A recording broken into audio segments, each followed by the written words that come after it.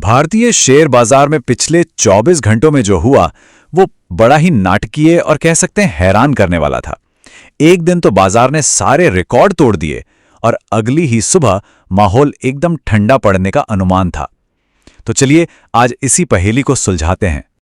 तो हुआ ये कि 3 फरवरी को सेंसेक्स में 2072 पॉइंट से भी ज्यादा का एक जबरदस्त एक तूफानी उछाल आया। सही में ये मार्केट के सबसे बेहतरीन दिनों में से एक था और हर तरफ एकदम जश्न का माहौल था। पर असली पहेली तो यहीं से शुरू होती है।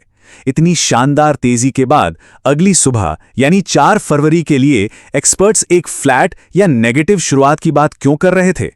इसी एक सवाल ने सबको उलझा दिया था। तो इस गुत्थी को सुलझाने के लिए सबसे पहले यह समझना होगा कि आखिर वो कौन सी वजह थी जिसने बाजार में इतना जोश भर दिया था। ये तेजी आई एक बहुत बड़ी खबर से। भारत और अमेरिका के बीच एक ट्रेड डील जिसका इंतजार लंबे समय से हो रहा था, वो आखिरकार फाइनल हो गई। और बस इस एक खबर ने इन्वेस्टर्स के कॉन्फिडेंस को सीधे आसमान पर पहुंचा दिया। तो इस डील में खास क्या था? सबसे बड़ी बात थी टैरिफ में कटौती। अमेरिका ने भारतीय सामानों पर लगने वाला टैरिफ 25% से घटाकर सीधा 18% कर दिया। ये मार्केट के लिए खास तौर पर एक्सपोर्ट करने वाले सेक्टर्स के लिए एक बहुत बहुत बड़ी राहत थी। और यहीं से कहानी में आता है एक ट्विस्ट। मार्केट के मूड में जो बदलाव आया उसका पहला इशारा हमें मिला विदेशों से, एक नेगेटिव खबर के तौर पर। देखिए, ग्लोबल मार्केट्स ना एक दूसरे से जुड़े हुए हैं। तो जिस वक्त भारत में मार्केट बंद हुआ और सब जश्न मना रहे थे, उसी वक्त रात में अमेरिका के बाजार में कुछ ऐसा हो रहा था जिसका असर यहां पड़ना लगभग तय था। तो ये बिकवाली हुई क्यों? इसके पीछे डर था एआई यानी आर्टिफिशियल इंटेलिजेंस का। इन्वेस्टर्स को यह चिंता सताने लगी कि एआई की वजह से बड़ी बड़ी सॉफ्टवेयर कंपनियों के बीच कंपटीशन बहुत बढ़ जाएगा, जिससे शायद उनके मुनाफे पर असर पड़ सकता है। और यह डर सिर्फ हवा हवाई नहीं था, आंकड़े खुद इसकी गवाही दे रहे थे। अमेरिका के बड़े इंडेक्स, खासकर टेक हैवी नैस्डैक 1.43% की भारी गिरावट के साथ बंद हुआ। तो इसका सीधा सीधा असर कहां पड़ा? भारत के बहुत ही जरूरी आईटी सेक्टर पर, क्योंकि हमारी ज्यादातर आईटी कंपनियों का बिजनेस अमेरिकी बाजार पर ही निर्भर करता है। तो वहां की नेगेटिविटी ने यहां भी चिंता का माहौल बना दिया। चलिए अब पहेली के अगले हिस्से को जोड़ते हैं और देखते हैं कि जब ये सब हो रहा था तब बड़े इन्वेस्टर्स, जिन्हें बिग मनी भी कहते हैं, वो क्या कर रहे थे। सबसे पहले समझते हैं ये एफआईआईज होते कौन हैं। सीधी भाषा में कहें तो ये बड़े विदेशी इन्वेस्टर्स होते हैं, जैसे पेंशन फंड या इन्वेस्टमेंट बैंक्स, जो दूसरे देशों के शेयर बाजारों में पैसा लगाते हैं। और इनका पैसा मार्केट की दिशा तय करने में बहुत बड़ा रोल प्ले करता है। और जरा आंकड़ा देखिए, 3 फरवरी को एफआईआईज ने भारतीय बाजार में 5,236 करोड़ रुपए की नेट खरीदारी की। ये कोई छोटा मोटा अमाउंट नहीं है। ये साफ साफ दिखाता है कि विदेशी निवेशकों का भरोसा भारत पर कितना मजबूत था। अब बात करते हैं डीआईएस की। ये समझिए एफआईआईज के देसी काउंटर पार्ट्स हैं, जैसे हमारे अपने म्यूचुअल फंड और इंश्योरेंस कंपनियां।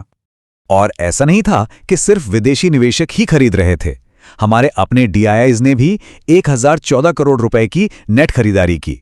मतलब उस दिन विदेशी और घरेलू दोनों ही बड़े खिलाड़ी मार्केट में जम के पैसा लगा रहे थे। और अब आते हैं उस आखिरी और शायद सबसे जरूरी सुराग पर, वो टूल जिसे देखकर एक्सपर्ट्स ये अंदाजा लगाते हैं कि आज बाजार कैसे खुलेगा। तो ये गिफ्ट निफ्टी क्या बला है?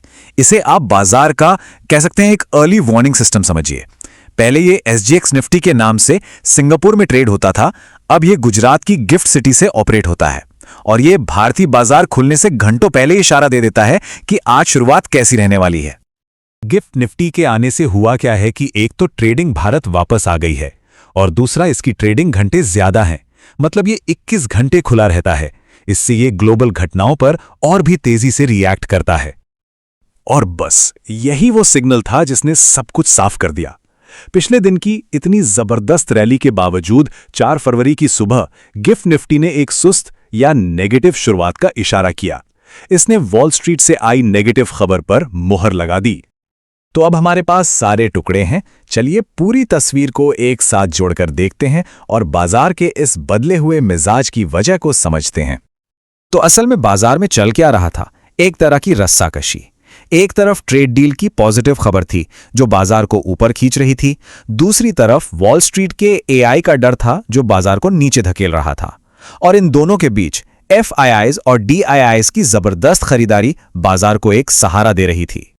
इसलिए जो हमें बाजार का मिजाज बदलना लग रहा था, वो असल में कोई कंफ्यूजन नहीं था। वो तो इन ताकतवर ग्लोबल और घरेलू फैक्टर्स के बीच की खींचतान का एक लॉजिकल नतीजा था। बाजार बस एक बैलेंस बनाने की कोशिश कर रहा था। और ये हमें एक बहुत ही दिलचस्प मोड़ पर लाकर खड़ा कर देता है। अब जब RBI की मॉनेटरी पॉलिसी कमेटी की मीटिंग भी चल रही है, तो देखने वाली बात ये होगी कि इस रस्साकशी में आगे कौन जीतेगा, घरेलू पॉजिटिविटी या फिर ग्लोबल दबाव।